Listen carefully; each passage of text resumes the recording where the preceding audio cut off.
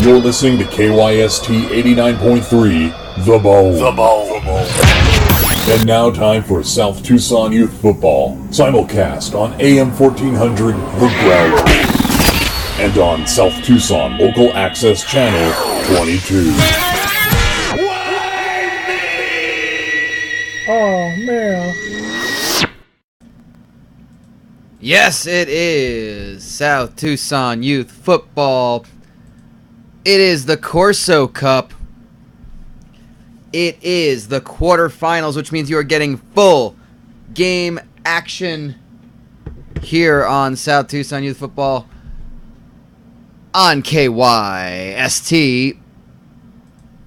I am Brian. I'm joined right now by a gentleman who's been joining us for much of the earlier round. Slate Blankenship is here. You ever have one of those nights where you leave the broadcast booth and then you black out and you wake up and you're in the school's chemistry lab / boiler room?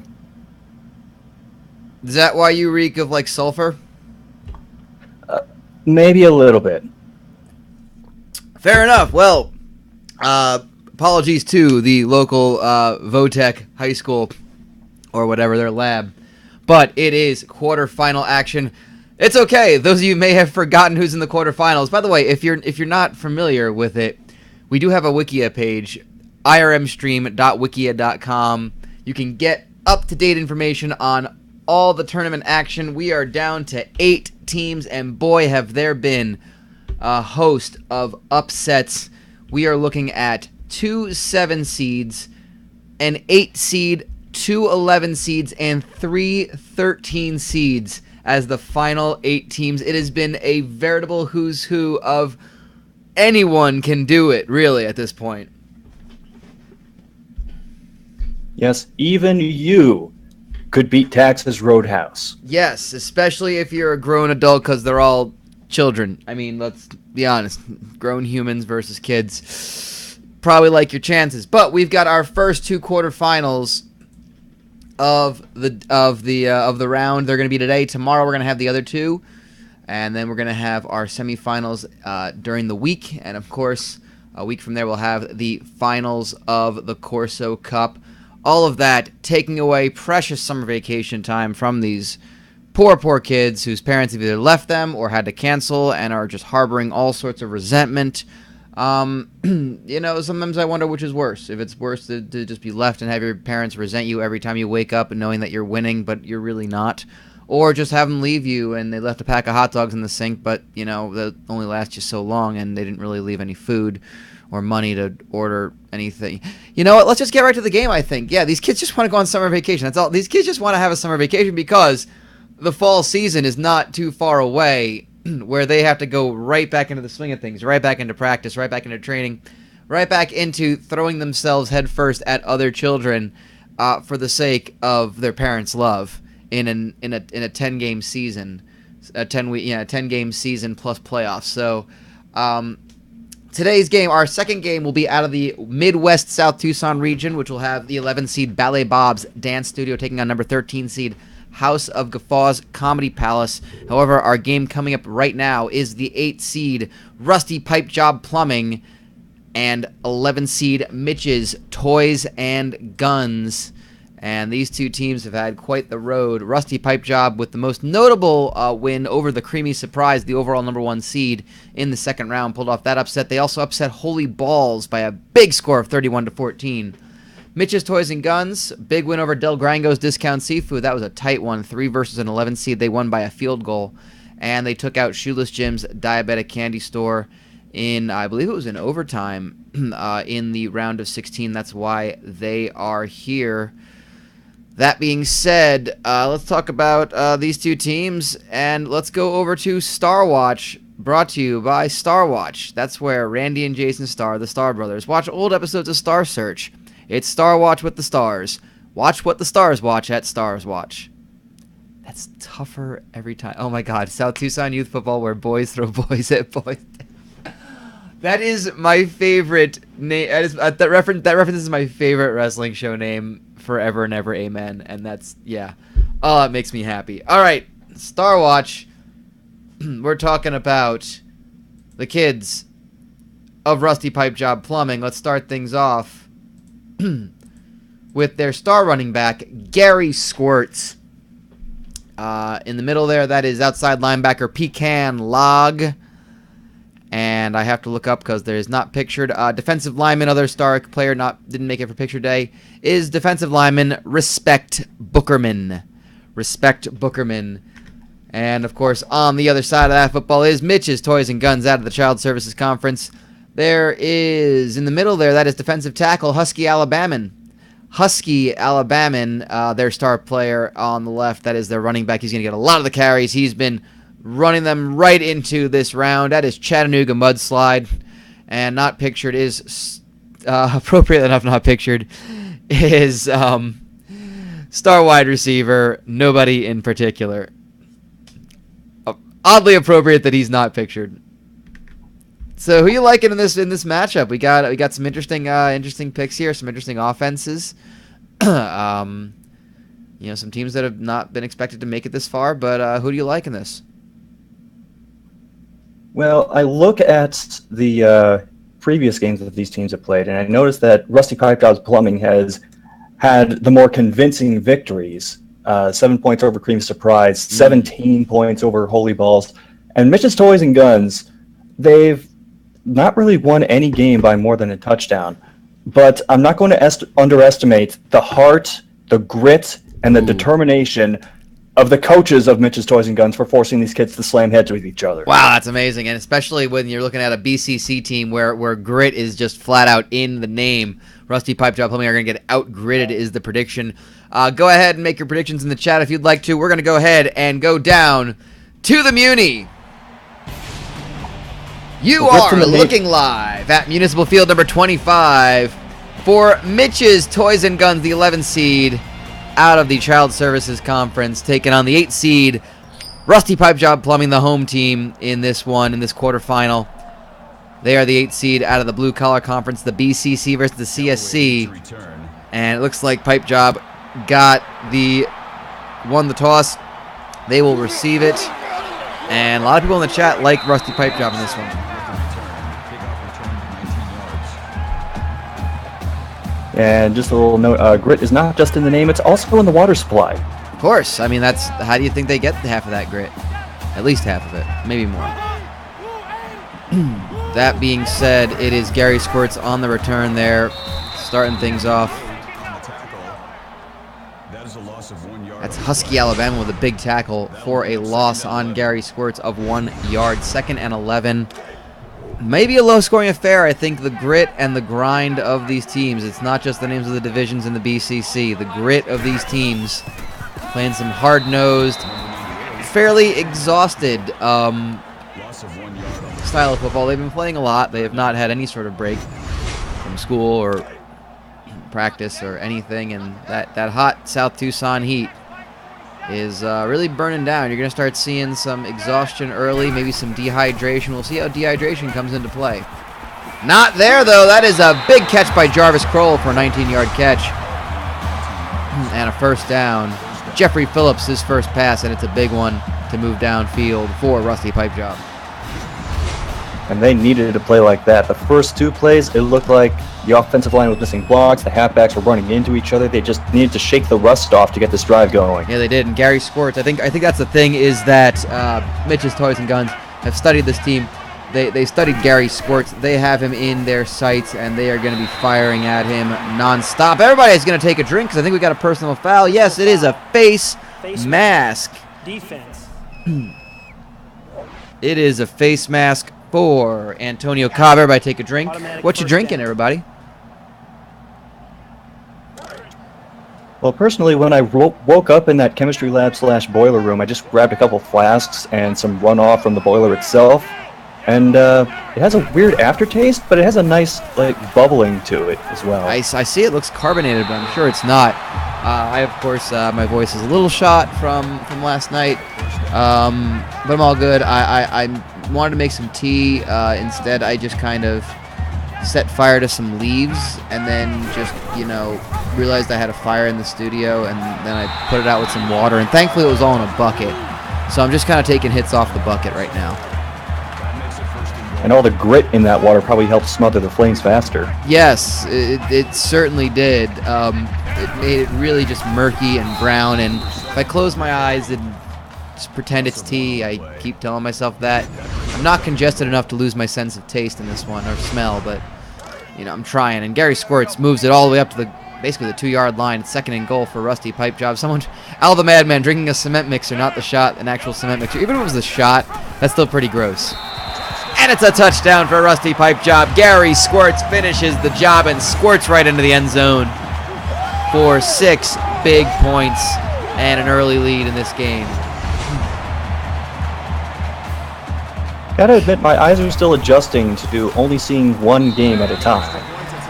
I know, your focus is able to go right to it. It's nice. Pureed marshmallow peeps is what Namberpuss is drinking. How? I don't know how, but good on you. Good luck with that. We're all counting on you. I'm drinking Gary's Squirts. You just go and do you, Demented 316. You do you. Nobody in particular, of course. The impact player for Mitch's is nobody in particular. Oh, that's a joke that's just going to keep giving. I appreciate that. And that's Robin Goins with a 9-yard rush up the middle for short of the first down, but up to the 50-yard line. Mitch is trying to respond immediately. We'll see how Rusty Pipe Job's defense will hold up. That defense could be in trouble if nobody's catching the ball regularly. And nobody was the one who ran it in a little bit of an end-around route. 11 yards gets the first down and silencing this Muni crowd, who are probably just beat because the heat has been just bearing down. It is, of course, just a little after noon. We had a noon kickoff here. We started a little late, but on the West Coast, it is just beating down. It is hot. It is a hot one, like 7 inches from the midday sun.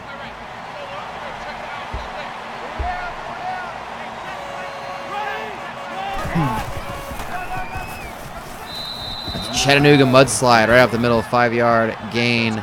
That's going to be interesting. It's a battle of star running backs for both teams, Gary Squirts and Chattanooga mudslide. It might just come down to who can stop the run better, which team can stop those runs. Because the runs are going to come, and you got to be in the right spot if the runs hit you. And you don't want to get caught with your pants down on these runs. Diarrhea.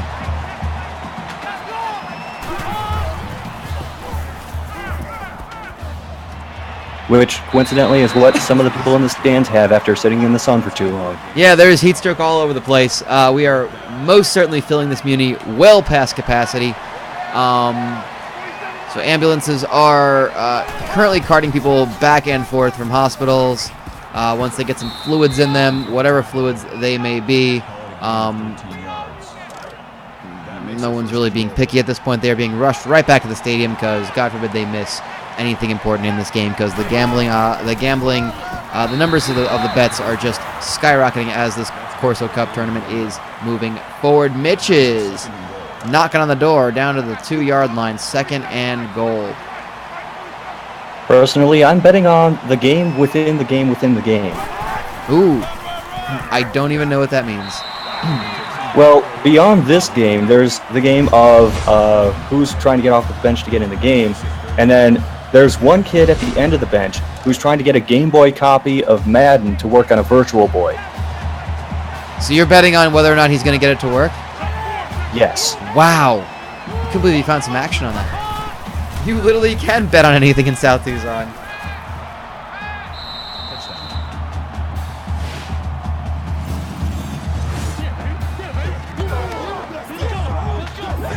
Oh, there you go, and a touchdown for Mitch's.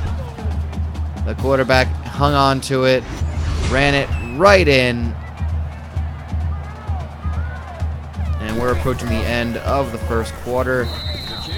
Tied at 7. Looks like one of the Pipe Job defenders just ran past him. I think the heat's affecting those kids earlier going as well. I'm sure they're fine. I am sure they're fine. I wouldn't be worried about these kids and their health.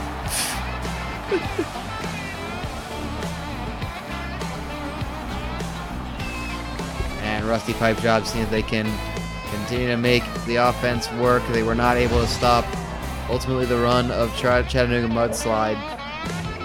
But Husky Alabama has been leading this defense. 3 tackles already.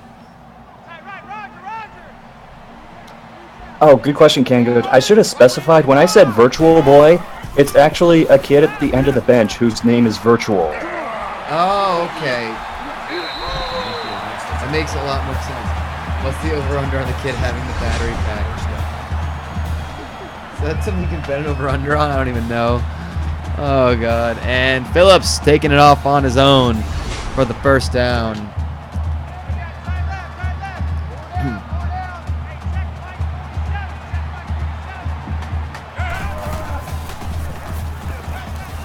Out of the shotgun. Oh, catch was made but dropped. Great defending. Good tackle. Knocked the ball right out of the hands and forcing the incompletion. 2nd and 10 for Rusty Pipe Job. 20 seconds to go in the first quarter. That's going to be a loss of 3. Gary Squirts brought down by who else? Husky Alabaman. No one can stop the Husky Alabaman.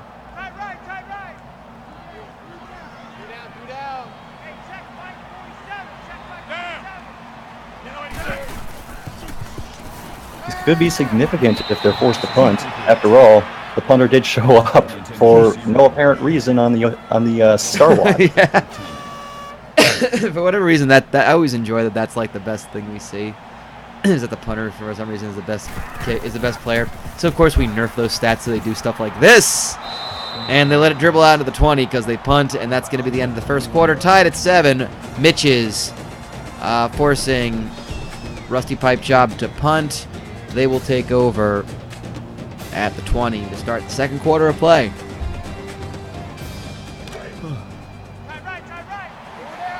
Nothing can stop the Husky Alabaman except perhaps the Husky Alabaman himself. That is some philosophical stuff from Canvas. Robin Goins, 14 yards up the middle. I guess off to the right side. Any spot at the right hash. And here's Mitch's continuing first down from the 35. Giving it to Mudslide. He is tackled just short of the first down marker. 8 yards on that one. 2nd and 2. That makes it 2nd and 2. You know, you might not expect it, but Husky Alabaman's family has a pet Alabaman Husky. That does not surprise me. Not one bit. Not one bit of my surprise. The intended receiver on the play. That'll bring up 3rd and 2. 3rd and 2 right now for Mitch's Toys and Guns, trying to convert this first down. Oh, they are brought down. Robin Goins with a direct snap. And it's 4th and 6, and now Mitch's will have to punt. So Rusty Pipe Job return the favor and stop Mitch's in their own half of the field. Punt's taken from the 25-yard line. It's going to dribble all the way down to the 35 where it's downed by a Mitch's player, and Rusty Pipe Job will start things off from that 36-yard line, actually, they're spotting it.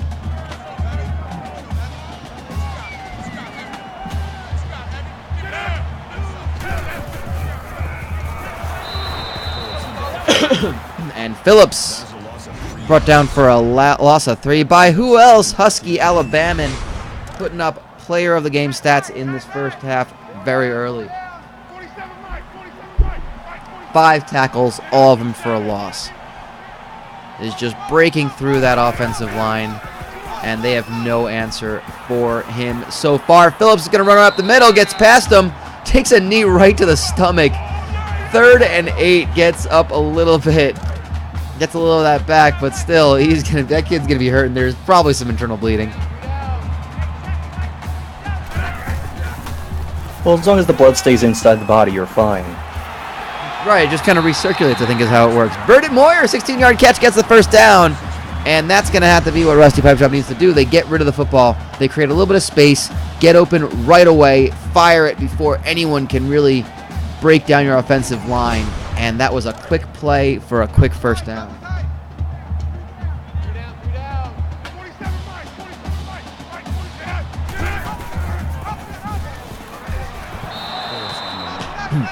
and a loss of 4. Another tackle from Husky Alabama. I think Phillips had a bit of a stroke there. Maybe was just trying to get rid of the ball to somebody after taking that really hard lick on the last play. Why does it do that? Why does the game do that? I think Phillips saw that one of the referees has like one of those Camel water packs and has been drinking water this entire time. That must be it. That's got to be what it is. I'm willing to accept that because what else could it possibly be? He's just incredulous because they sure as hell don't have water on the sidelines here. Just Tucsonade. Oh yeah, just Tuesday, which of course riddled with steroids. Here's 4th and 14. Rusty pipe job forced to punt after a decent enough attempt at getting over midfield. Here's where we're starting to see the war of attrition. They're starting to figure out these offenses. The teams are starting to dominate on defense. Deron Fine tackled right as he picked it up.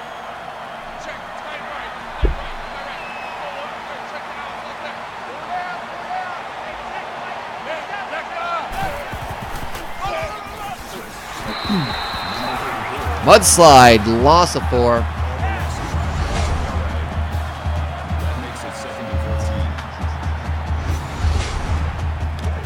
Tucsonade sponsored Z-Pack. Those exist now? Jesus.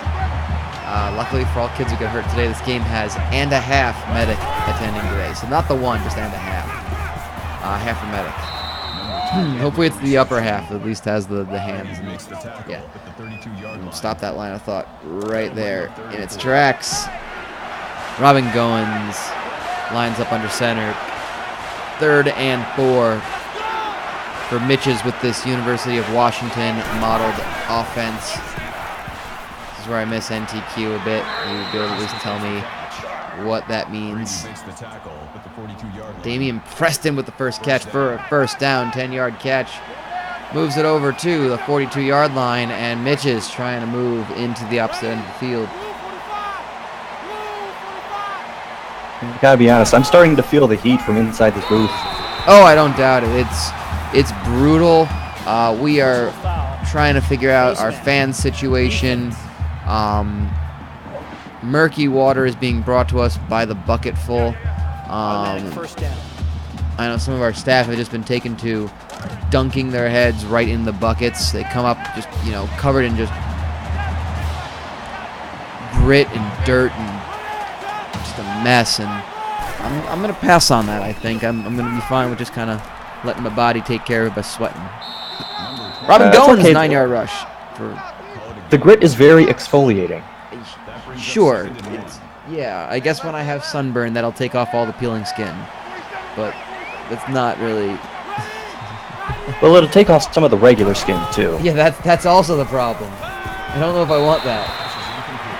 And big deflection by Edgar Burton. Breaking up the pass, causing an incompletion. 3rd and 1. This is huge for Mitch's. Can they keep this drive going, or will they have to maybe go for it? It might be 4th down territory. Never mind, it's a first down catch made by nobody in particular. 4 yards, his first catch of the game. That's nobody in particular. They're down to the 32, 1st and 10. Still in 4-down territory unless they get another first down. Then maybe we can start talking field goals if they have to. But Mitch's is looking for the end zone. That's an incomplete pass. 2nd and 10.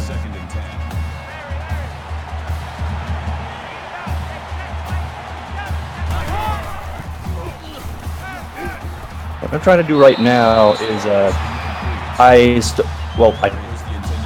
let's say I borrowed some electric fidget spinners from some of the younger children in the crowd. Sure. And I'm trying to set them up as sort of a fan system. It's ingenuity at its finest. I think maybe you absorb some really smart insights from falling asleep in that science and technology lab.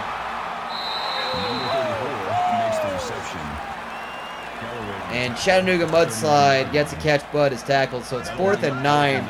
Looking to go for the 4th. Go for on 4th. They're too far in to punt, too far out to kick the field goal. This is going to be interesting. 4th and 9 for Mitch's. Can they convert?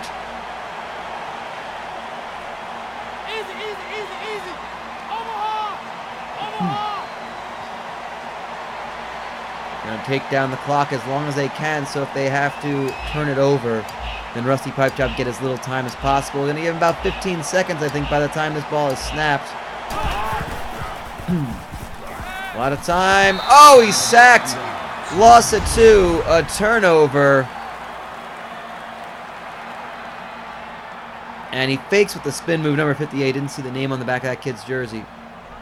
But he forces a huge turnover. And now Rusty Pipe Job can try to go the length of the field with 14 seconds to go. They're back on their own 34.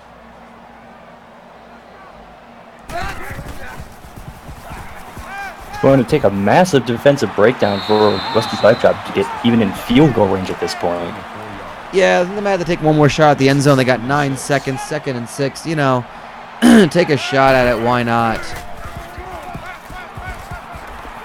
I like to think on that last play, he was aiming for the offensive lineman, and the receiver just happened to be there. And Gary Squirts gets 19 yards, but it's going to go to the half. And that will be it for the first half of play. Tied at 7. It's been a defensive struggle after each team scored on their opening drive. We'd like to thank, of course, Nissan. Be sure to test drive the all-new 2017 Laugh Finder. I guess we have the 2018 models coming in the fall. They are now discounted. They comfortably seat 8, uncomfortably fit in your butt. Also thanks to the lovely local sponsors all around the town of South Tucson. Local sponsors like Frampton Online University. I want you to show me the way to a higher education. Do you feel what I feel, which is the need to study in a college online and come alive like Frampton with a degree? All sorts of majors are available: liberal arts, business degrees, and of course mastery of that thing that you attach to a guitar that makes it go. So there you go. That is Frampton Online University. Do you have anything you want to add about Frampton, or are you all good? You know, I actually did take courses at Frampton Online for a little bit, and ooh, baby, I love studying biology every day. Outstanding. Thanks to Frampton Online University for your continuous support of South Tucson Youth Football. So online universities don't really have any sort of athletics programs, so that's the problem. Got to get you a talk box for that. Yeah, right. God, if I could do the entire thing in a talk through a talk box, that would just be a game changer. 2018 Laugh Finder will have Bluetooth controlled seat warmers. Jesus. Graduate of Foot Pedal 102. I learned a lot, like how to extend my words a lot. Amazing. That's a great joke. The match will take place at the local Ryan's Hometown Buffet. Oh, come on. Okay. And Mitch's Toys and Guns starting things off already. Moving to the Rusty Pipe Job end of the field.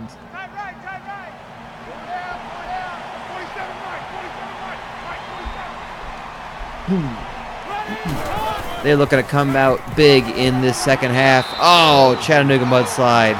Caught in the backfield for a loss of 2. 3rd and 4.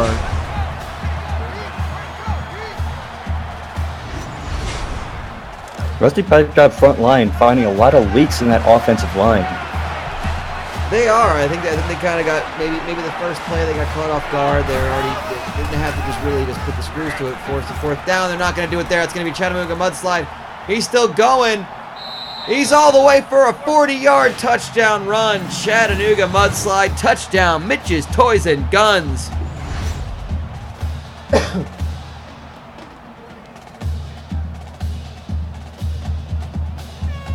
It was mudsliding in Chattanooga. All the defensive linemen were down. Yeah, all the way down from Chattanooga to maybe all the way to Nashville.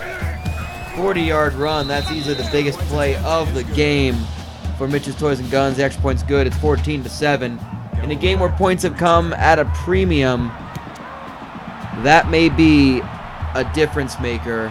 Still early in the second half, though. Gary Squirts gets 15 yards. and the Mitch's defense will go back on the field. Points are at an even bigger premium than things like shade and hydration. Well, I think that's the thing, is that one will bring the other to the team. I think that's kind of an incentive program. You put some points on the board, you get some much needed hydration, and a little bit of shade. As opposed to the normal shade, which is thrown by members of the crowd at these children. Bootleg play from Phillips, gets the catch. Charlie Crosby only gets 2 yards off of it. That's a gain of They 2 were play. right on him. That'll make it 3rd and 5. 3rd and 5 for Rusty Pipe Job. They want to answer right away. You know, we say they'll get shade, but really they're just allowed to lay under the bench for about 10 seconds. The intended receiver on the play. That'll bring up 4th and 5. No doubt it's 4th and 5, and Rusty Pipe Job will be forced to punt.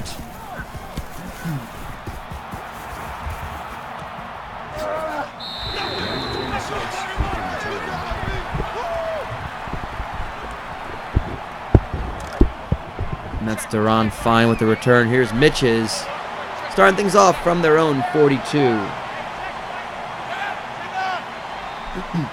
Can they extend the lead? Is this where Rusty Pipe Job's defense will start to fall apart and the offense can figure things out? 3 yards to start things off. Sid Bozeman with the catch.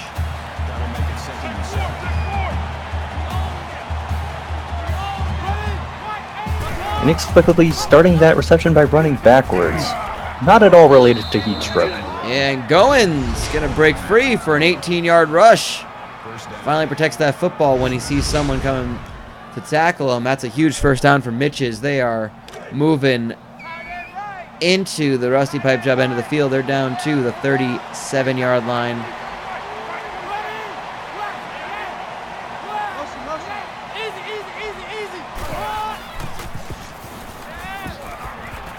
Catch is made up the middle for a first down. It's Damian Preston, 18 yards.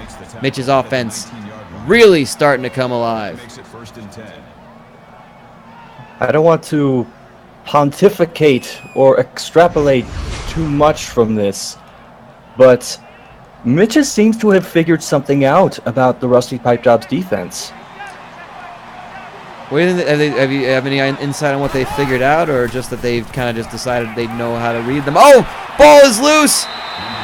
And just like that, it is all for naught. Rusty Pipe Job Plumbing forcing a fumble. They land right on it. Goins went up the middle into a crowd of people, stripped them, and they fall on it. It is Rusty Pipe Job football deep in their own red zone, down at their own 18-yard line. They got to go the length of the field, but they have stopped the momentum right in its track, and this Muni crowd is, well, okay, they're tired and they're hot and they're That's good for a gain of 2 yards. they're dehydrated, but they're making as much of a cheer as they possibly could, all things considered.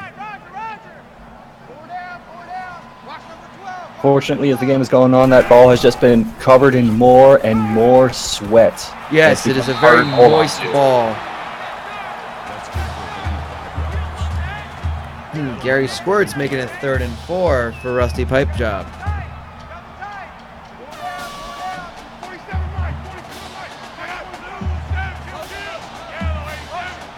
Pass is incomplete. Crosby, the intended receiver on the play. 4th down.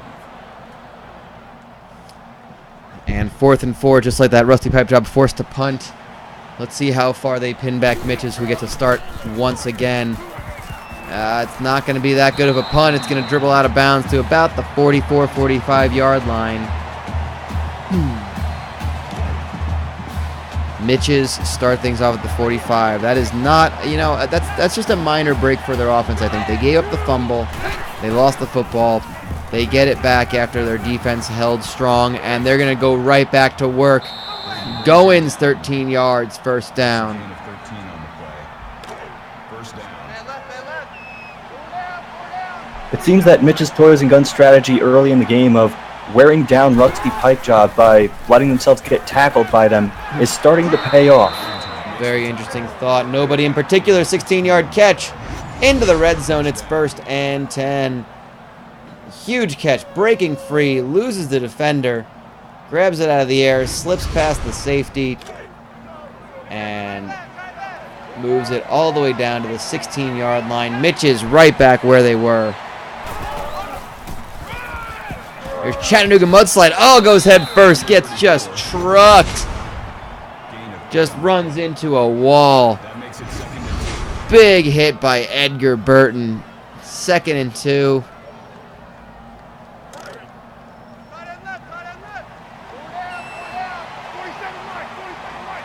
Oh, jeez. And you tell me these kids don't want to go on summer vacation with injuries potentially building up like that. Mudslide gets the first down. It's 1st and goal. Only gets 3 yards on the play, but it's enough to move the chains.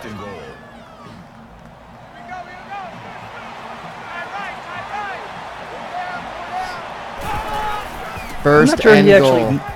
Sorry? I'm not sure he actually knew where he was going on that play, but it all kind of worked out.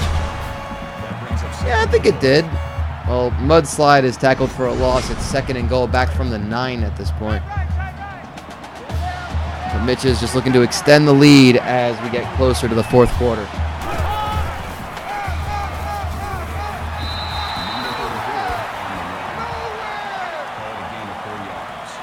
Third and goal on that play. Edgar Burton with the tackle once again for Rusty. That's going to be the end of the 3rd quarter. We enter the 4th quarter with Mitch's Toys and Guns, trying to extend their lead, knocking on the door to make it a 2-score game over Rusty Pipejob Plumbing, the 11 seed, leading the 8 seed as we enter the 4th quarter. They're down at the 5. This would also be their 4th straight upset. That it would, but a loss of 1 for Kellen Gold.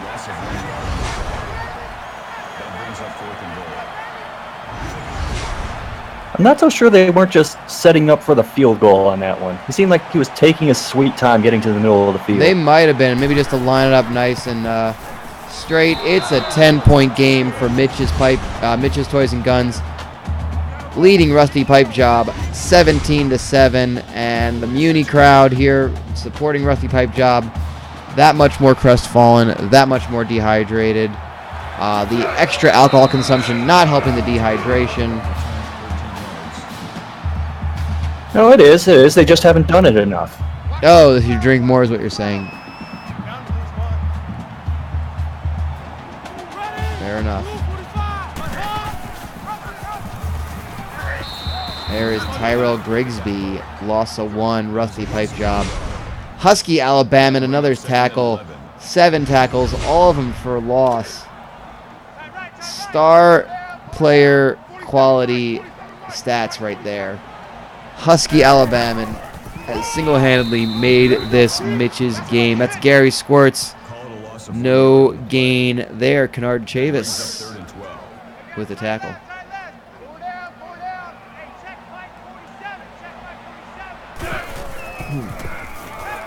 A lot of times for Phillips to throw. Looking downfield, incomplete. Is his nickname Rolls Tide? That makes it 4th and 12.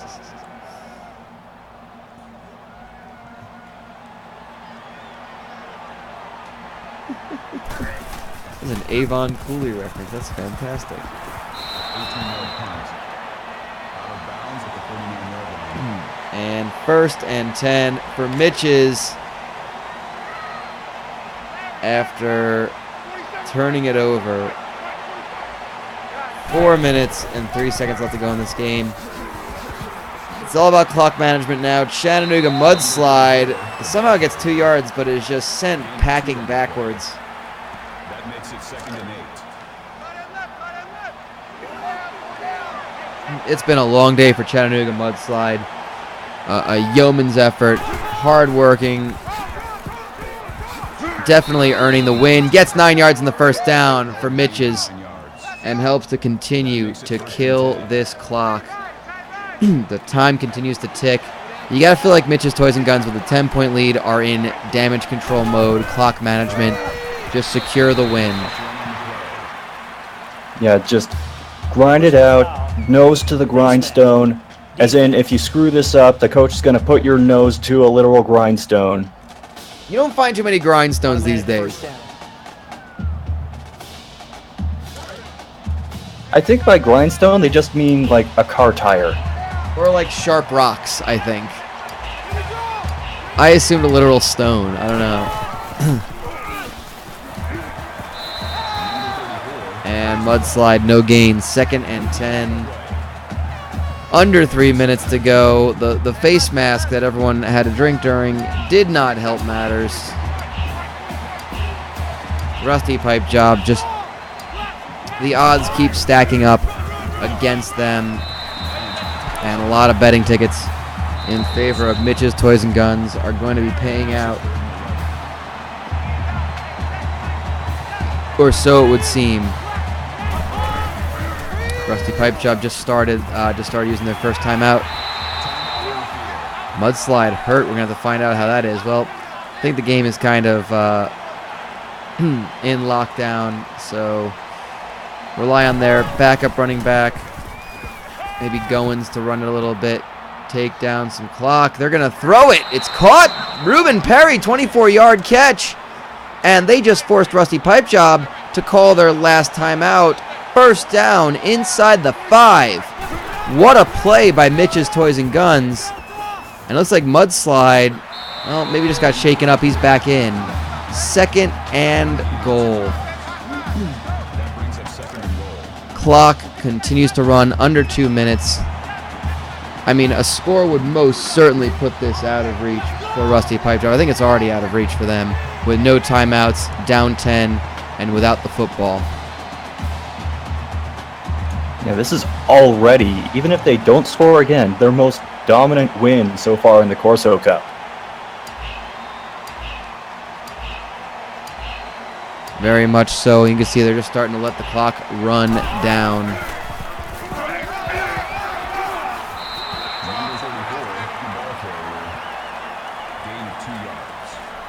And what a comprehensive victory we are witnessing. Mitch's Toys and Guns, they won the war of attrition. Both teams scored on their opening drives. Mitch's Toys and Guns did not let Rusty Pipe Job score ever since their opening drive. This has been outstanding defending by them. I don't know if he's going to get the player of the game, but it should go to Husky Alabama. It might go to Chattanooga Mudslide, to be fair. But I think Husky Alabama is the reason Mitch's Toys and Guns are going to move to the semifinals of the Corso Cup. The final 4 teams, they're going to score another touchdown. It's going to be Robin Goins, the quarterback, taking it himself, making it 23-7. Let's just say it's going to be 24 with this extra point coming.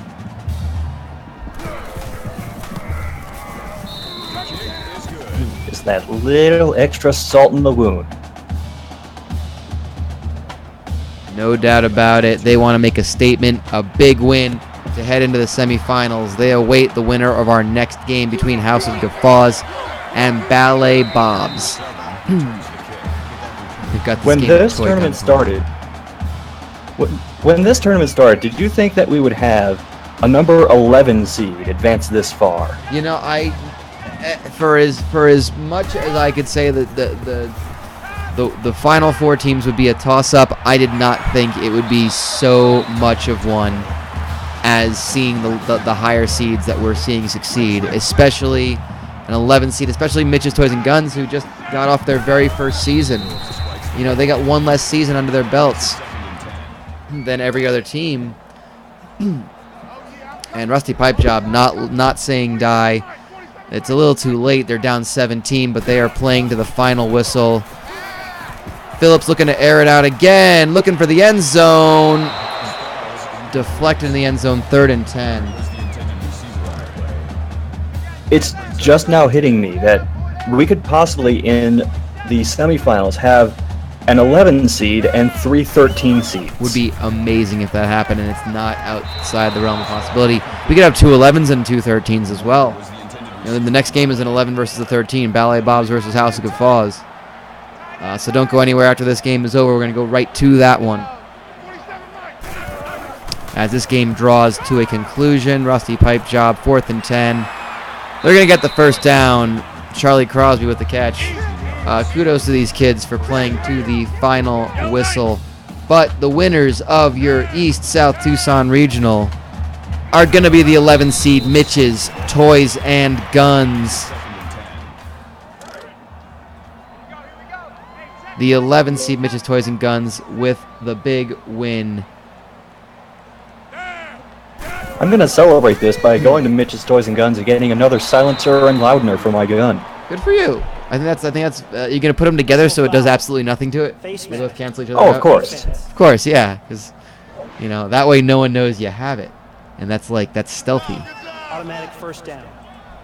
I have a silencer, I have a loudener, I have one that sounds like a space pistol, I have one that just shouts obscenities.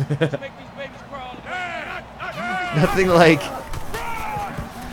firing a gun and just hearing the word fuck instead of the sound of a gun. That's so funny to me. That is the fucking stupidest and funniest goddamn thing to me.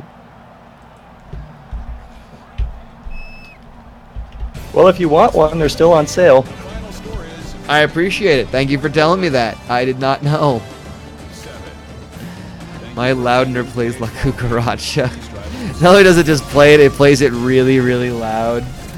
So there you have it. That is the final score of our first game of the afternoon. Mitch's Toys and Guns, the 11 seed, out of the Child Services Conference, defeating the 8 seed Rusty Pipe Job Plumbing. They are the first of 4 teams to make it to the semis, and they will await the winner of our next game coming up. You heard it here first, folks. Mitch has got a semi. Ew. This is gross. And we are going to start things off in just a moment. We're going to get that game going for you. Ballet Bob's Dance Studio, House of Guffaws Comedy Palace, another team out of the BCC. That is Ballet Bob's taking on House of Guffaws out of the Big Small Business Conference. And before we get to that one, your thoughts on that last game? Any surprises? Did that surprise you, or you picked Mitch's? I kind of did. I wasn't expecting that dominant of a performance, but I'm happy with the result nonetheless. Yeah, I think they were able to out-grit them. They let in an early score, and they let their defense do the talking, and got just enough to get the win. They just had to stop them enough, and that was basically it.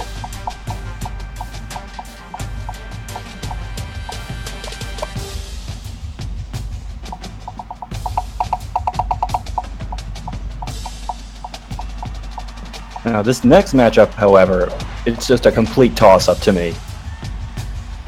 Yeah, 2 teams that, I gotta say, I don't think anyone was expecting them to be here. They're not teams that have really made any sort of splash in the regular season, which I can safely say. And, yeah, I'm going to go through that. So, Ballet Bob's Dance Studio, the 11 seed in the Midwest South Tucson region. They are out of the BCC, the Blue Collar Conference. They defeated the 6 seed Danish Lou's Chutney House 24-21 in the first round. Took out Bully Factory by a big score, 24-10, and defeated another upset-minded team, Rancho Robusto, the 15 seed, by a score of 28-21. To get here, House of Guffaws has been nothing but upsets.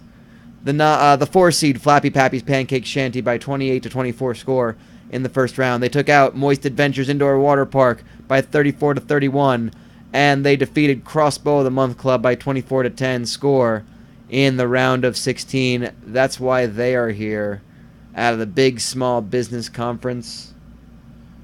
Let's go ahead and talk about their star players. It's Star Watch, brought to you by Wall to Wall Salve. Don't be a salve, not be a salve. You need an cream paste or some sort of ointment. Better call Salve. There we see the 3-star players of Ballet Bob's Dance Studio. That is their star running back, Alabaster Codpiece. Their wide receiver, Furious Cheese Plate. And, of course, on defense, the hulking power of Lady Samantha. On the other side of the football is House of Guffaws Comedy Palace. That is on the right, defensive tackle Sponge McDonald. In the middle, that is strong safety. Their defensive back, Navarian Tyson. And, of course, their star running back. It's going to be a battle of running backs once more. Hercules Paul Roma. So who you like in this one? You like the Dance Studio, like the Comedy Palace? I have no idea, but I do know that the person who's ultimately going to decide this game is Lady of the Defense. Ladies defense?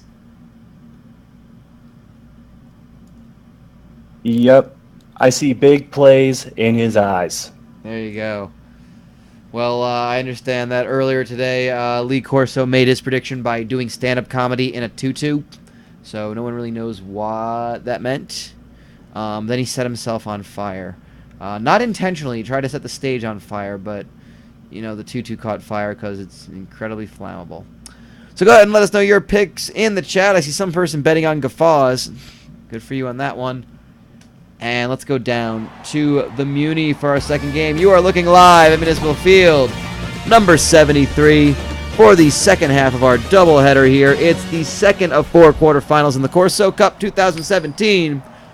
House of Guffaws Comedy Palace in the white with green pants, the away team, the number 13 seed out of the Big Small Business Conference. They are kicking off left to right on your radio dial with to Ballet Bob's Dance Studio in the bright magenta and white pants and white helmets. They are the home team, the 11 seed out of the Blue Collar Conference. And they're going to start things off with the football at their own 38-yard line.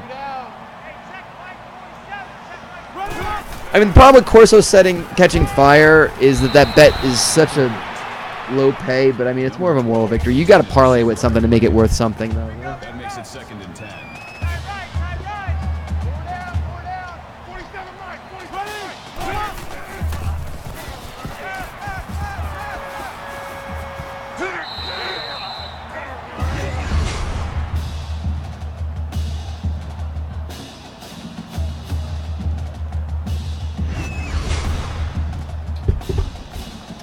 Brody Crowder getting lit up early by the defense. Yeah, already not a good day, not a good time for Ballet Bob's. House of Guffaws have come to play.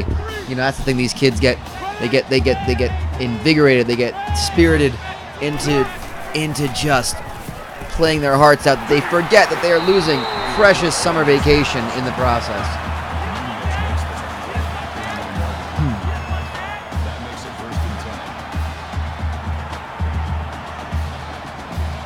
Well, it's worth noting that Ballet Bob's, in their last match, beat the number 15 seed Rancho Robusto, and it seems that some Rancho Robusto fans have taken it upon themselves to build an extra set of stands at this municipal field, specifically to hope that Ballet Bob's lose. Wow, that is devastating, and that's oddly enough a show of conference rival camaraderie. They want to see another conference member of their conference do well, I guess. Also, the Sour Grapes saw a fumble on that previous play, but Ballet Bob's retained it.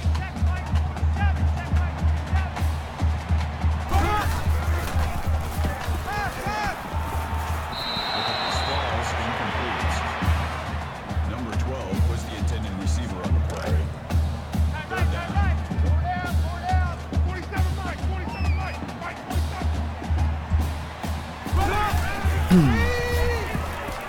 Big drop back for Crowder. Finds a receiver. It's Alabaster Codpiece for 3 yards.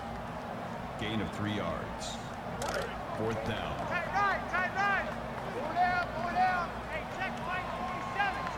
I think for Ballet Bob's right now, it's going to be all about baby steps. Just making incremental progress as much as they can through the Guffaws defense. Just chop away at it, and they are doing that very well on this first drive.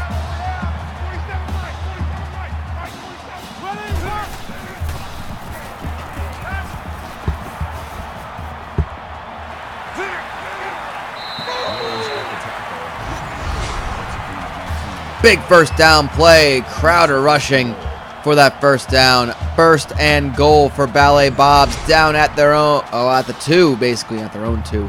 Just at the 2. Crowder's towel seems to be lodged in him. That's perfectly fine. You know, it's so he doesn't keep dropping the towel. That's fair, and Crowder takes it himself, gets the touchdown.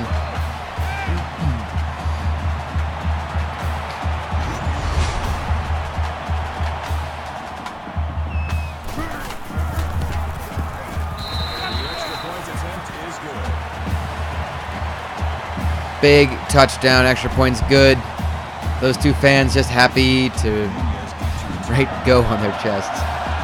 Sloppy black paint job too to not cover themselves. I mean, that's not, you know.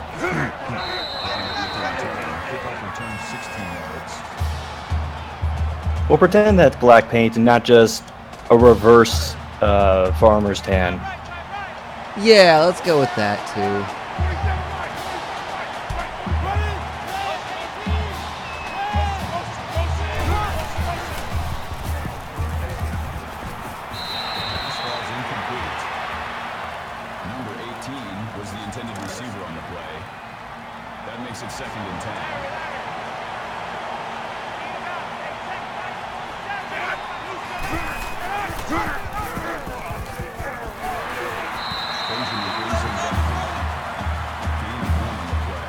Here's House of Guffaws, see how they can respond. It's 3rd and 9. So far, not well.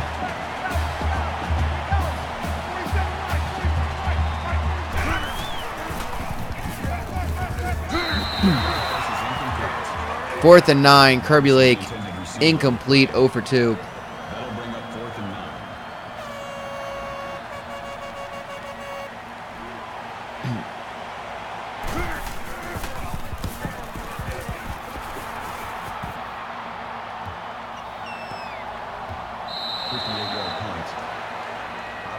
At the 4-yard line. Double tight. 4 down. Check three. Damn, you know what's weird? The other game, Star Watch had 2 punters on it. This game, no punters on it. Punter hits a coffin corner kick. Yeah, wow, amazing. And that was just unusual. And alabaster codpiece gets 5 yards to get Ballet Bobs out of their own red zone, basically out of inside their own 5. Unbelievable punt. Crowder back inside his own 5, gonna take off running. Is tripped up, gets a yard. 3rd and 4. This might be a huge momentum swing early on for House of Guffaws to force maybe a punt deep in their own zone. Playing that field position games. I have no doubt the punter did that completely by accident, but still. Still impressive.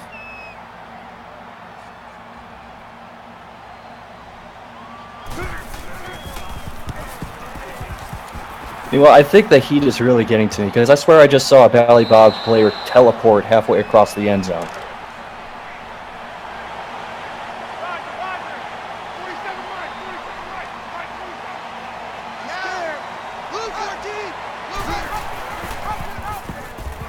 And 1st and 10. House of Guffaws get 4 yards on that one from Kirby Lake, rushing it up the middle. They're already down inside their own 30, or inside the 30 by of Ballet Bob, excuse me.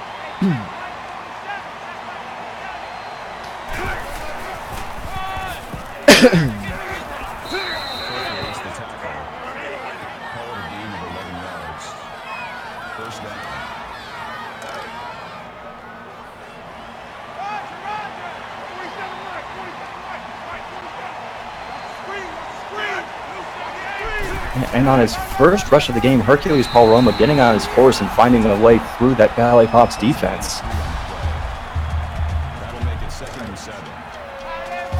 House of Guffaws already down to the 15, and they are not stopping. It is 2nd and 7.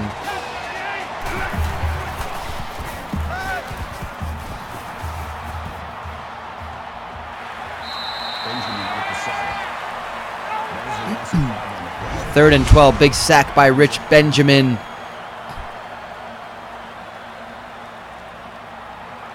And he just kept coming. Look at that, pushing past 2 defenders, getting to Kirby Lake, taking him down, falling over his own teammate. Nothing stopping him there. Great heads-up play. 3rd and 12, making this even tougher for House of Guffaws.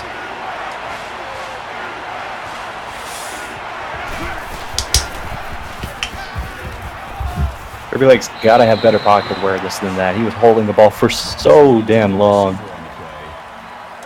makes it 4th and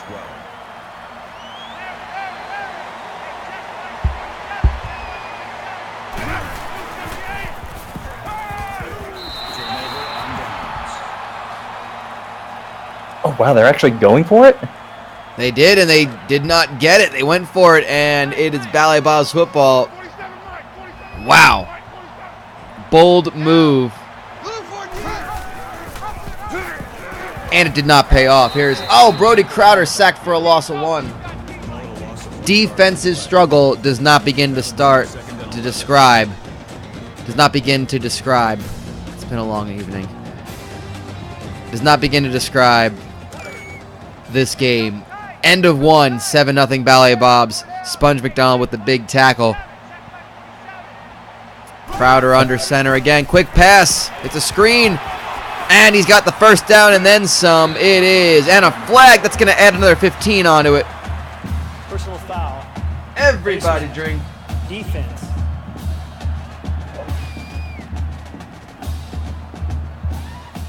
Starting to run low. I may have to raid the chemistry lab again. You better get back here in time. No, I'm going to stick it out and just hope that I don't run out.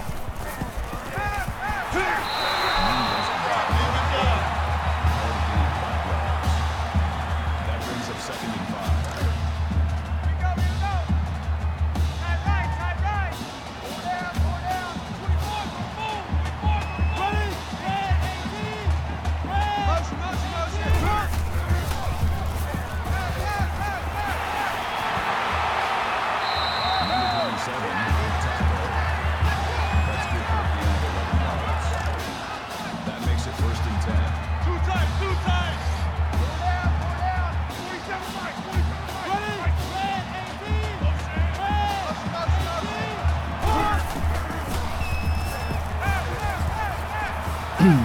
And Crowder taking it off and makes it all the way down to the 5. Oh, he had a defender on him for about 10 yards, and that kid loaded with steroids.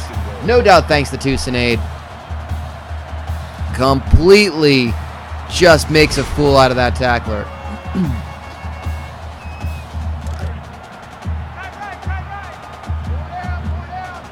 This is very quickly not becoming a laughing matter for House of Guffaws. They get down too much too early. This game's going to get out of hand. No doubt about it.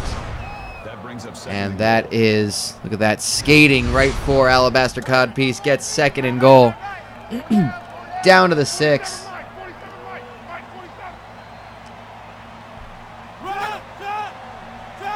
Why does it do that? Your guess is as good as mine. I really don't know, and I don't have a clever answer for it because it just makes me too happy.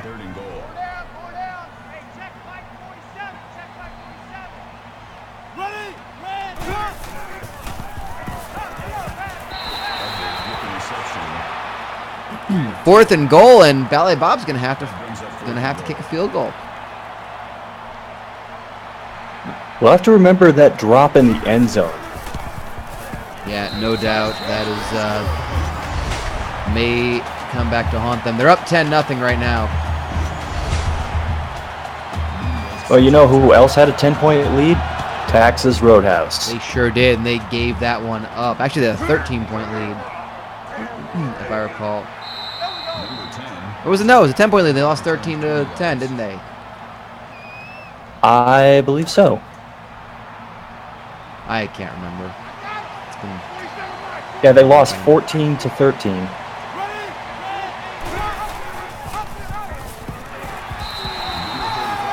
the tackle.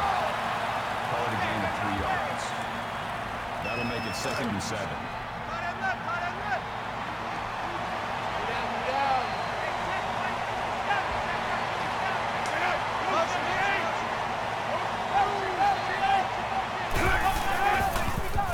This ball's incomplete. Number 18 was the intended receiver on the play. That makes it 3rd and 7. House of Guffaws so far not able to handle the blitzing tactics of Ballet Bobs. No, they are not. They are having some issues. Hercules Paul Roma loss of 1, 4th and 8. At the 39-yard line. That makes it 4th and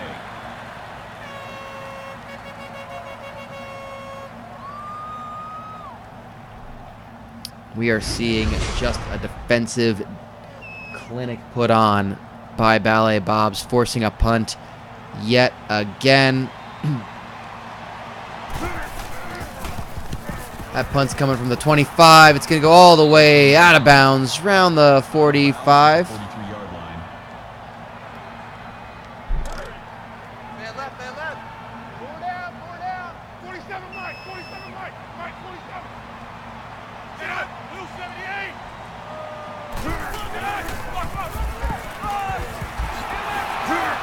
Big play.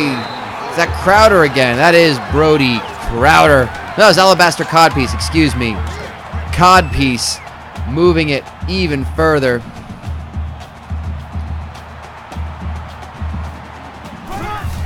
Ballet Bob scores again. This is in danger of becoming a laugher before halftime.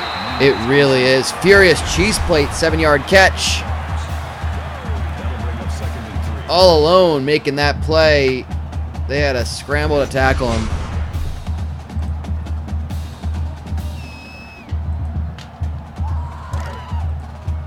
Side right, side right. 4 down, 4 down. Hey, check Mike 47, check Mike 47. Run out, stop,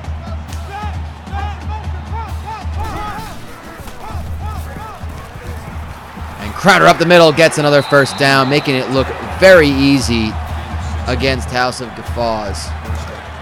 This has just been a walk in the park, and maybe House of Guffaws are just ready to go on summer vacation. You know, it's already mid-August. We're getting into late August. It's August 19th already. Yeah, I think even if they were trying as hard as they could, they would not be able to handle this offensive trio. You've got Crowder, and then you've got the Alabaster and the Furious Cheese Plate. That we do, and it is a deadly trio for Ballet Bobs. And maybe this will be the kind of momentum they need to get into to get themselves ready for the regular season. They did not have a great regular season in their first ever. Last season they Face mask. I think they finished 5-5 maybe. I'm trying to remember. Kind of an also ran, not really making too many Automatic waves. First down. Nice play, baby, nice play. But nonetheless, this would be a huge, huge statement and a good boost of confidence to these kids to make them forget that they're completely missing summer vacation, not enjoying it one bit.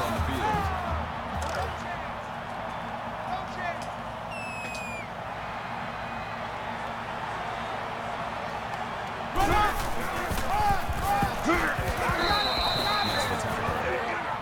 Call it a gain of 1 yard. That makes it 3rd and goal. Ballet Bob's right on the 1-yard line. It's going to be 17-0 if they can punch it in. 3rd and goal. They're going to opt to throw it. 4th and goal. Interesting play call with 57 seconds to go in the first half. That brings up 4th and goal. Ever since that first touchdown, they've managed to get very close to scoring again, only to clown themselves out of not scoring. This time they're going to go for it. It's Her Bird. What a great name. Her Bird. Touchdown for Ballet Bobs. They don't go for 3 on that time. They get full 6. Make it 7. Here comes the extra point. 17-0. to nothing. The route is on for Ballet Bobs.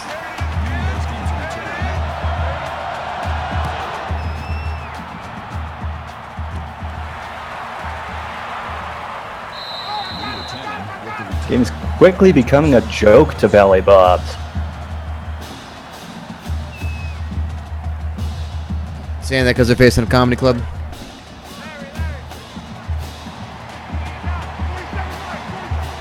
No. Oh, because that would also be appropriate for that reason. There's the intended receiver on the play. That makes it 2nd and 10.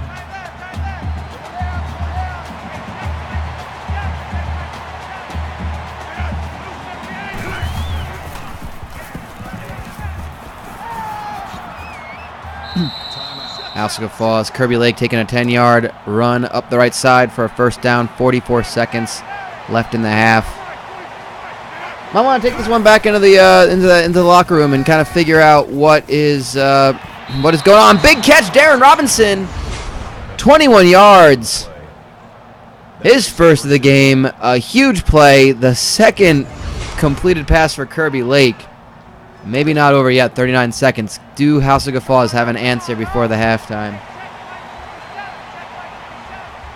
I have a feeling House of Guffaws is going to have to go into the locker room and just follow the Costanza principle with everything they've done. And how does that apply to football exactly? For those who may not maybe be familiar with that. Everything that they did in the first half, just do the opposite. Interesting plan, and they're going to make a big catch. Don't want to do the opposite of this because they just got a touchdown. Grant Dunlap, 28-yard catch. Huge, quick response from House of Guffaws. They have cut this lead. Well, we'll say to 10 because the extra point is coming.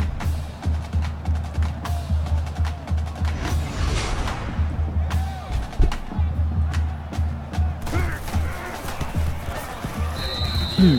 17-7 the score. House of Guffaws not going quietly into the half. 29 seconds to go in the half, though. Enough time for Ballet Bobs to cause a little bit of a problem. I get the feeling Ballet Bobs may have done that on purpose. Someone on their coaching sideline may be worried about going too far over the spread. Oh, spread's in play. That's interesting. That's an interesting. That may come in. That will absolutely come into play in the second half. When does greed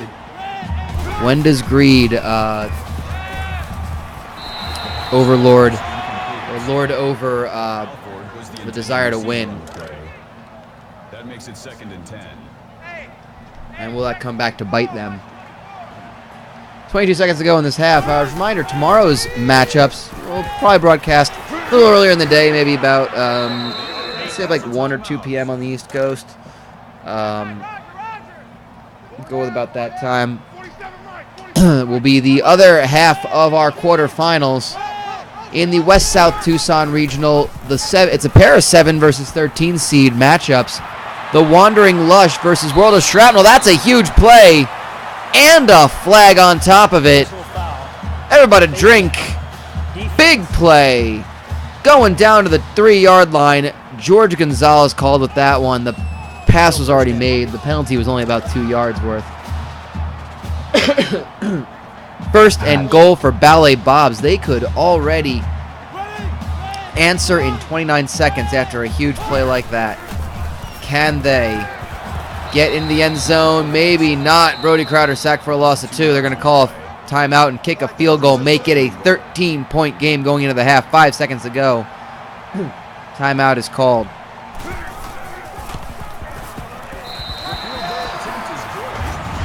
They get the field goal with 3 seconds to go. 20-7. It's a 13-point game. And that's just amazing. Just like that, Ballet Bobs respond in a huge way.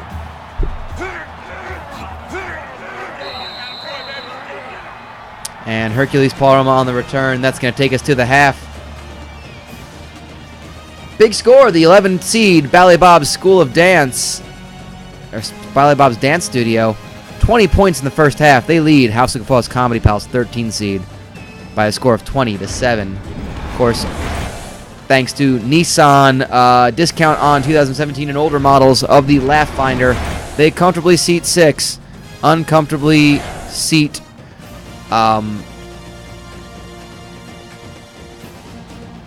more than 6.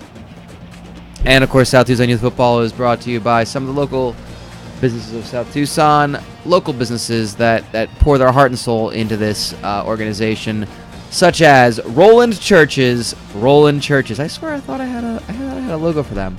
I guess I didn't. Let me see if I do. I might have it. I might have a logo for them. Let's see. Anyway, while I do that, Roland Churches, because there's always an appropriate time to pray. Or an inappropriate time to pray. It doesn't matter. Just, pray whenever you want. And you can pray whenever you want in one of Roland Churches. Roland Churches. Oh, no, I don't. I thought I had a Roland Churches logo. I guess I do not. Okay, well, Roland Churches, logo to come. They are great. They're found everywhere because they're on the highways and the byways of the good old USA. Because you can crash any party or any car accident in a Roland Churches. Roland Churches. I know, I'd be loving that church right there. Oh, God.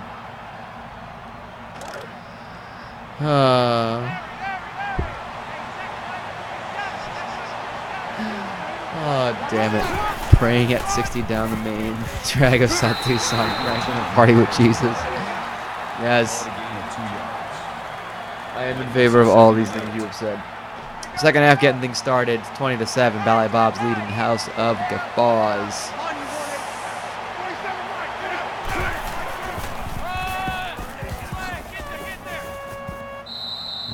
And Hercules Paul Roma 6 yards, making it 3rd and 2. Only 20 yards for Hercules Paul Roma so far in this game. Needs to get moving for House of Guffaws if they want a shot at winning this game.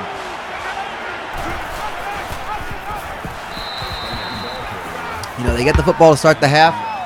They've got a chance. They can get a touchdown on this opening drive and make it a one-score game. Lady Samantha with a big tackle on that one, making it, but still 1st and 10. They gave up the first down. Short pass dumped off. Enough to get 6. Stephen Lilly with the catch. They're making progress on offense, but unless the House of Guffaws defense tightens up, this is all going to be for naught. They're going to really have to hope for the floodgates to open for them offensively, which the floodgates haven't opened in South Tucson in quite some time. No, there's been just horrible droughts, humidity and droughts, and it's just been just interchangeable, the worst. That is a huge play. It's going to be Donnie Bernard. He's tackled short of the first down marker. It's 3rd and inches, and that might have been a drive-saving tackle made by a kid we're not even going to apparently show the name of. So much for that.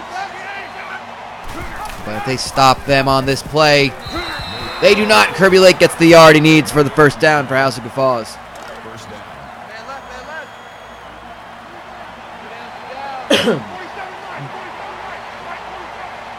For the last couple first downs, House of Guffaws has just barely gotten the yardage they needed.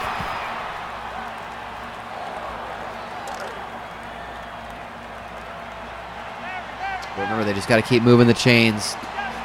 They still have the football. They have 8 minutes of football still to move downfield and respond. They get a yard on that one through Hercules Paul Roma. It's 3rd and 9. Now they need to look for that first down marker.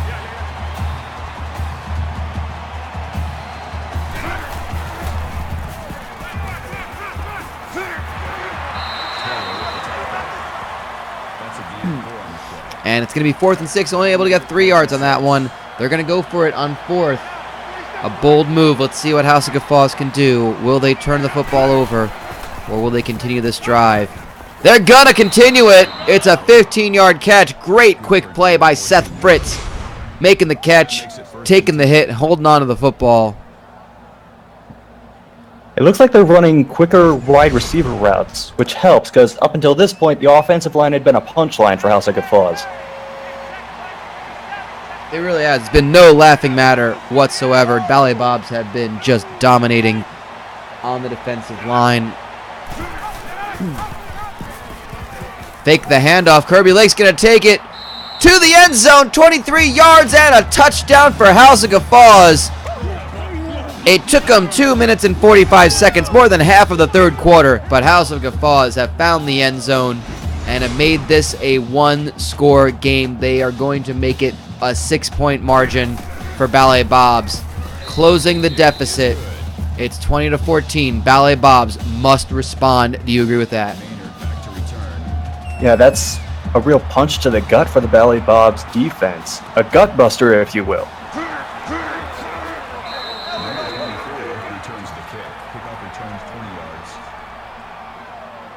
No doubt about that one, and Ballet Bobs starting things off at the 38-yard line, 1st and 10.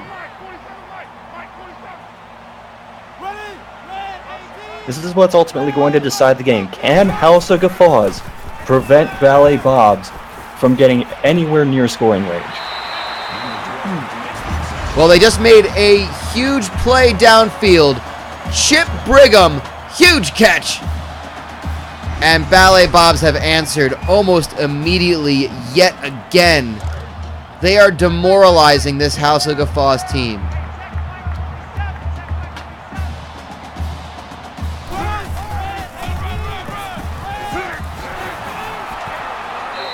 You know, appropriately enough, it seems like defense has been secondary for House of Guffaws on the game plan. And they got Alabaster Codpiece with another first down. It's almost like they're just, reveling in this. They just draw on that home support here at the Muni. They're just doing the same old song and dance on offense so far. They really are, and that's the thing. But it's been working, and they have not had a need to switch it up yet. They've been able to just keep going with the same routine over and over and over. They haven't gotten sick of it yet. That's a first down for Trey Edwards. 13 yards, gets it inside the 5, 1st and goal. And in like 45 seconds, Ballet Bobs have done what took House of Guffaws 2 minutes and 45 seconds.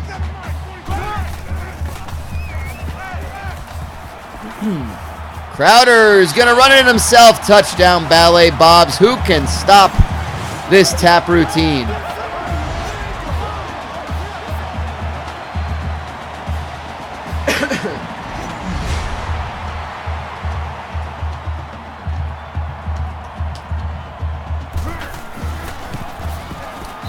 Extra point is good. It's a 13-point game yet again. Minute 20 to go. That drive took 55 seconds. Amazing the difference in the offenses we're seeing here. Number 10 runs it back. Kickoff return, 18 yards.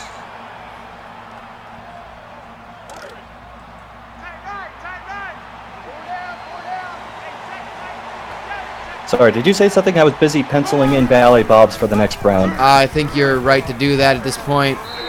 It's been a 13-point game. However, no disrespect, of course, to either team, but I think this has just been a real, just dominant performance. I think the score fairly shows how dominant Ballet Bobs have been.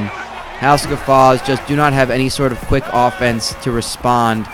And as this game draws on, they're going to make a big catch there. Hercules Paul Roma, 24 yards, getting the first down. Hope your pencil has an eraser, though, just to be sure.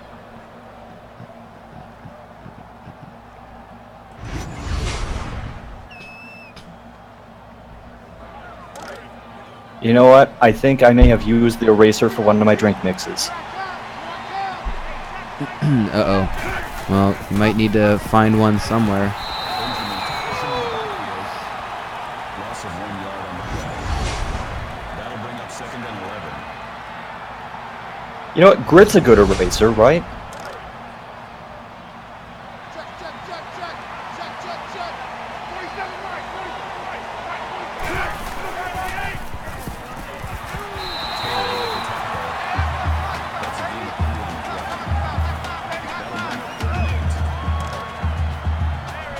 Sure, why not?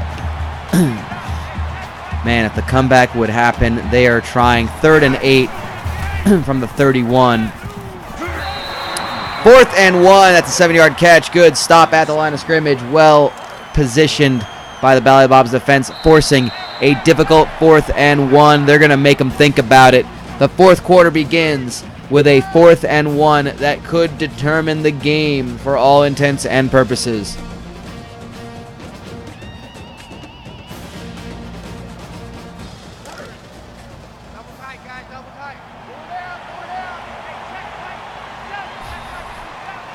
There better be a damn good payoff to this 4th and 1, which is exactly what people who are betting on. A lot of time. He's doing some dancing, going for the tackle. Oh, he's lost the football, and an acrobatic tumble and a recovery. Ballet Bobs recover it. Just unbelievable.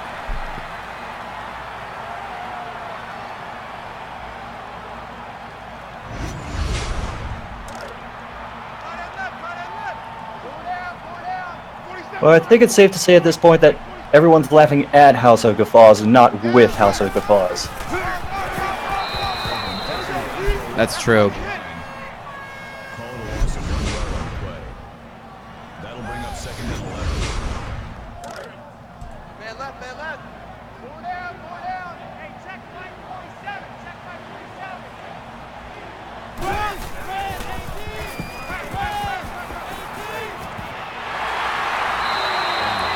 Big catch. Trey Edwards, 22 yards. Ballet Bobs are just putting on one hell of a recital here at the Muni.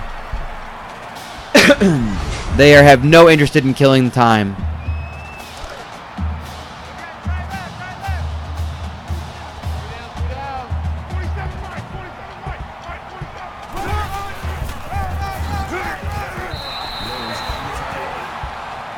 That's good for a gain of 5 yards.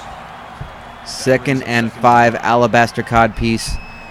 Going to be seeing a lot of that ball, I think, to keep the clock moving.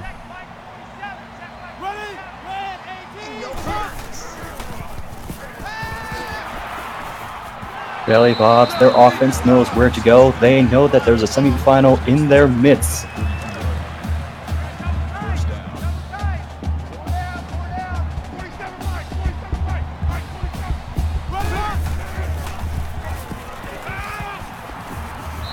Pass is incomplete. Number 12, the intended receiver on the play. That makes it 2nd and 10. Time right, time right. 2 down. Hey, check Mike 47. Run it. Number 24 makes the grab. Gain of 2 yards. That makes it 3rd and 7.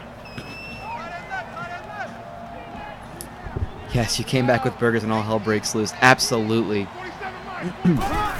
27 to 14. It is, that score I don't think is quite indicative enough of how dominant Ballet Bobs have been.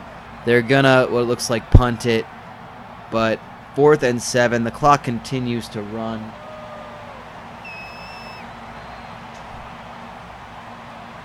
This has just been brutal.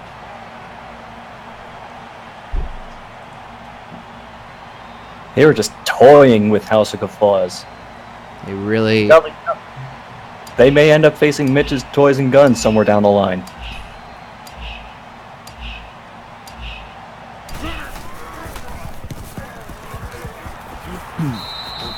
And of course, the winner meets Mitch's Toys and Guns in the Final Four, the semifinals, which will happen next week.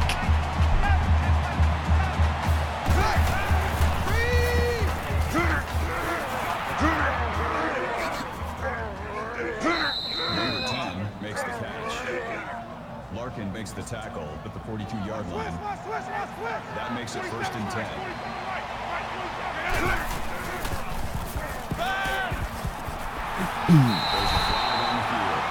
Big flag on that play. I might move the football for House of Guffaws. Face mask. Defense. May not be over yet. Want to make sure Ballet Bobs do not make sloppy mistakes. We could see a little bit of drama with 2.5 minutes left to go. They line up at the 44-yard line. This is not over yet. All 3 timeouts Brought down, no gain, 2nd and 10. There's no way Ballet Bobs is screwing this up. You know, we say that. You can never be too sure. We have seen teams blow leads like this in this tournament before.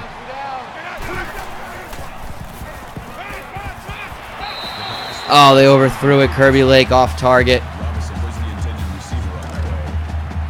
That brings up 3rd and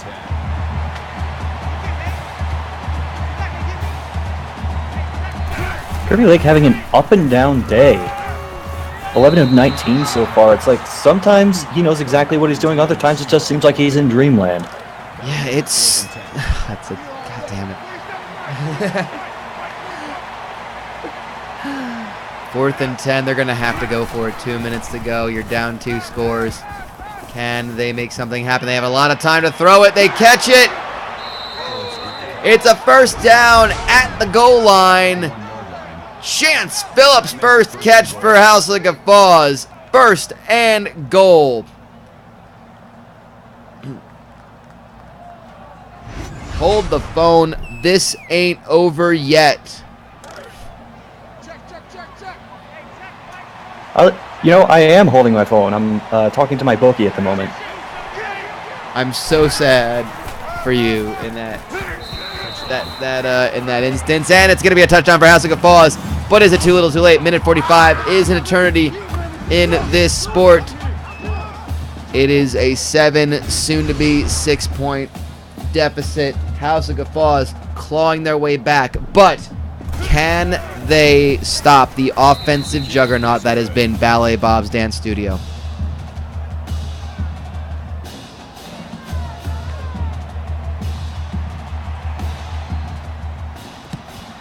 They go for the onside kick, but Ballet Bobs scoop it right up. It may not even have gone 10 yards. Let's be honest, I think there might have been a flag if they tried to recover it. Yeah, that definitely did not go 10 yards.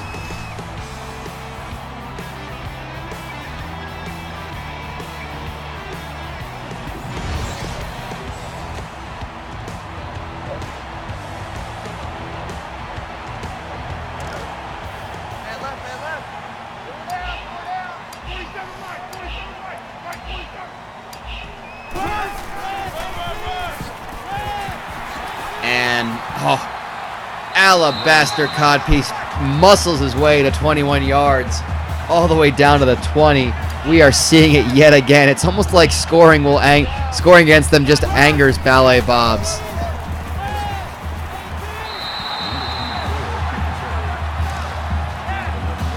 First and goal. They're down to the 9. Always seems to be the offense that really gets fired up by it, though. Because unless the defense starts playing with that same kind of intensity, they're going to get gunned down by Mitch's Toys and Guns.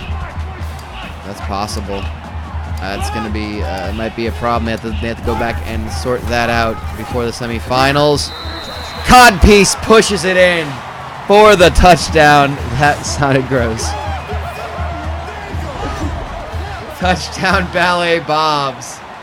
Every muscle group in my body just tensed up as you said that.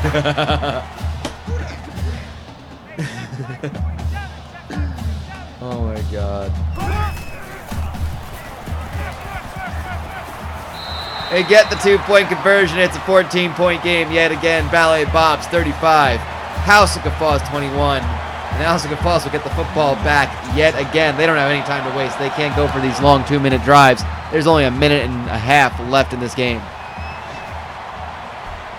Nunez with the return. Kickoff return of 19 yards.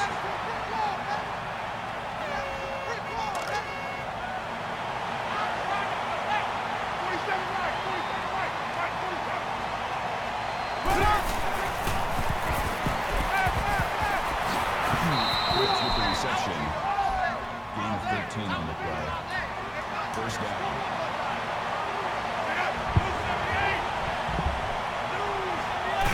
I think the only other thing I can add at this point is I'm glad I didn't need that eraser. Yeah, so far it's looking pretty good. I mean, House of Guffaws will not give up. They're still only down 2 scores. It's not completely out of the realm of possibility. But there we see a big stop, 3rd and inches. House of Guffaws down to 1 timeout. They need to convert. Can Ballet Bobs put up 1 stop to put this game to bed? They break up the pass. It's 4th and inches. This is the game pretty much now. 59 seconds. Ballet Bobs can put an end to this one and march their way into... They're going to pick it off. It's an interception. And this game is over emphatically. A 2nd turnover for House of Guffaws. Ballet Bobs pick it off on 4th down and put an end to this game. I don't even know who that was intended for. Maybe these kids are just ready for summer vacation. They just said, you know what? We're done here.